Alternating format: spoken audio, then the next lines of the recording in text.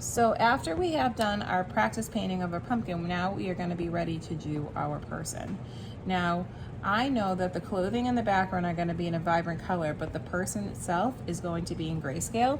So I'm just doing a mini painting because you guys saw my example of Malala that I painted, but I just kind of want to show you how I would do what we did yesterday with our pumpkins on a portrait.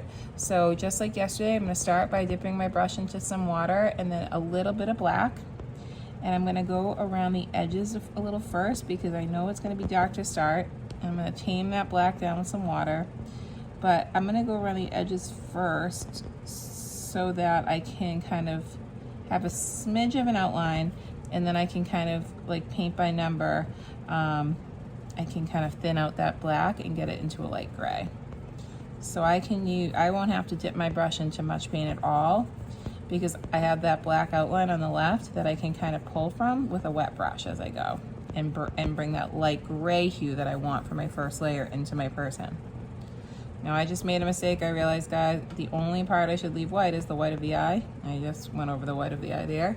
So if that happens, no big deal. You just grab a tissue or a paper towel and you just hold it and blot it and lift it, and then it's white again.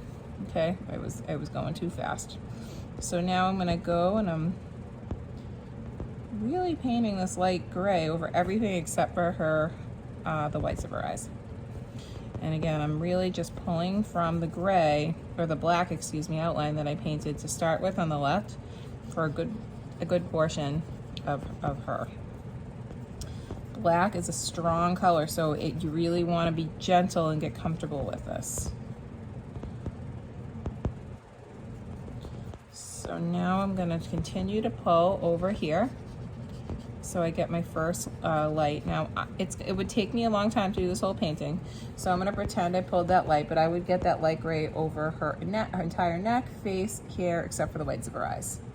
All right, and then I'd let it set up. So I'm going to give it a minute or so, and then I would go on to do my second layer. Remember, we did about 4 layers in the pumpkin, so we're going to do about the 4 layers with our people too. And now I'm going to get in with my gray, my black, excuse me, and I'm going to start carefully. I'm really using the tip of my brush because this is a detail project. I would let it set up even longer when you're doing it. I'm just doing a video, so I don't want to make it too long and bore you. But you really want to take your time and use the very point of your brush so that you can get precision. And now I'm not using paint anymore. I'm using my, dipping my brush in water to try to get in some of those gray, darker gray or medium gray areas in.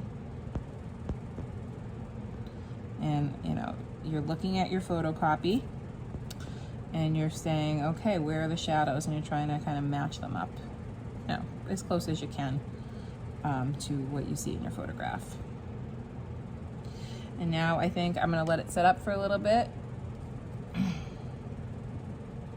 And I'm gonna go in here. I actually didn't even grab paint because I could see there's a lot of black from the pupil that I could just kind of get into the iris and make it pretty dark just there.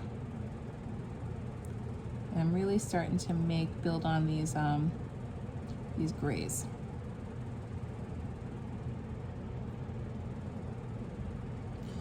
All right, and now I'm gonna dip into the black. I'm gonna try to get into the eyebrows a bit. I'm really holding my brush on the silver part, like almost on the brush, so I have that precision.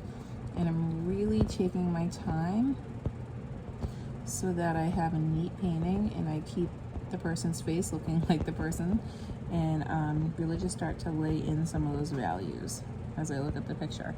So think of this as like shading. You're like shading as if you were with a pencil or a colored pencil, but you're doing with the tip of a brush. So this should take you a couple class periods to finish your paintings, because you really want to go slow and concentrate. It should be a fairly quiet art class the next couple classes, because it really takes some concentrating.